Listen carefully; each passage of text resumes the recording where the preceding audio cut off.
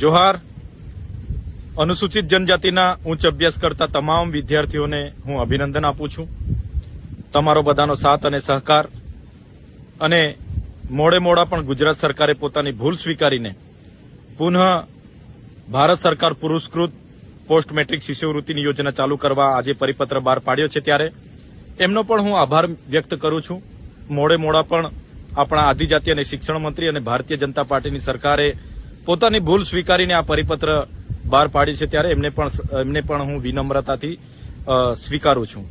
સાથીઓ, આપ સૌ જાણો છો 1/7/2010ના રોજ કેન્દ્ર સરકારે અનુસૂચિત જનજાતિના વિદ્યાર્થીઓ ઉચ્ચ અભ્યાસ કરી શકે એના માટે પોસ્ટ મેટ્રિક શિષ્યવૃત્તિની યોજના ચાલુ કરી હતી. એમાં કેન્દ્ર સરકાર 75% અને રાજ્ય સરકાર 25%નો હિસ્સો આપીને આદિજાતિના વિદ્યાર્થીઓને ભણાવવામાં મદદરૂપ બનતા હતા. ત્યારે 28/10/2024ના રોજ ગુજરાતની ભારતીય જનતા પાર્ટીની સરકારે આ સ્કોલરશીપની યોજના અચાનક બંધ કરી દીધી. ત્યારબાદ અમે વિદ્યાર્થી નેતા એવા યુવરાજસિંહ જાડેજા સાથે સૌપ્રથમ બિરસા મુંડા ભવનનો ઘેરાવો કર્યો. ત્યારે પણ હજારો વિદ્યાર્થીઓ અમારા સહકારમાં હતા. બાદમાં અમે વિધાનસભાનો ઘેરાવો કરવાનો પ્રયાસ કર્યો. ત્યારે પણ હજારો વિદ્યાર્થીઓ અમારી સાથે હતા અને અમારી અટકાયત થઈ. બાદમાં અમે વિધાનસભાના સન્માન્ય ગૃહમાં પણ આ યોજના પુનઃ ચાલુ થાય એના માટે ઉગ્ર અમે રજૂઆતો કરી. માન્ય શિક્ષણ અને આદિજાતિ મંત્રીએ એના લાભો ગણાવ્યા, એના કેમ બંધ કરવામાં આવી એના અનેક કારણો દર્શાવ્યા.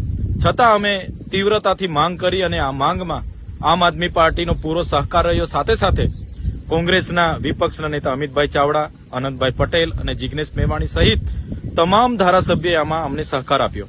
અમને તમામને વિધાનસભામાંથી સસ્પેન્ડ કરવામાં આવ્યા, અમને ઉચકીને બહાર લઈ જવામાં આવ્યા. છતાં અમારી માંગ એ વ્યાજબી હતી અને સાચી હતી, જેને આજે સરકારે સ્વીકારી છે. ત્યારે ગુજરાતના તમામ જિલ્લાઓમાં અમે યુવરાજસિંહ જાડેજા સાથે રહીને આવેદનપત્રો પણ આપ્યા છે. આનંદભાઈ પટેલ એમની NSUIની ટીમ સાથે રહીને આવેદનપત્ર અને વિરોધ પણ એમણે દર્શાવ્યો છે. ત્યારે આજે સરકારને એમાં પીછેહટ કરવી પડી અને સરકારે પણ વિચાર્યું કે ક્યાંક આપણી ભૂલ થાય છે અને એમણે ભૂલ સુધારી છે. ત્યારે સરકારનો પણ આભાર માનીએ છીએ અને જે પણ નિર્ણય આજે થયો છે એ ગુજરાતના અનુસૂચિત જનજાતિના વિદ્યાર્થીઓના ભવિષ્યના હિતમાં થયો છે. ત્યારે એમને સહજતાથી અમે આવકારીએ છીએ. જે પણ વિદ્યાર્થીઓ diploma, degree, ANM, GNM, pharmacy, BSc, MBBS જે પણ કરતા હતા અને ગત વર્ષે જેમની તકલીફો પડી છે, હવે તકલીફો નહીં પડશે એવી આશા વ્યક્ત કરીએ છીએ અને આ વિદ્યાર્થીઓ પોતાની કારકિર્દી, પોતાનું ભવિષ્ય બનાવે એવી શુભકામનાઓ પણ આપીએ છીએ. ત્યારે ફરી એકવાર આજના પરિપત્રને અમે આવકારીએ છીએ અને સૌ વિદ્યાર્થીઓને ફરી એકવાર અભિનંદન પાઠવીએ છીએ. ધન્યવાદ. જય જોહાર.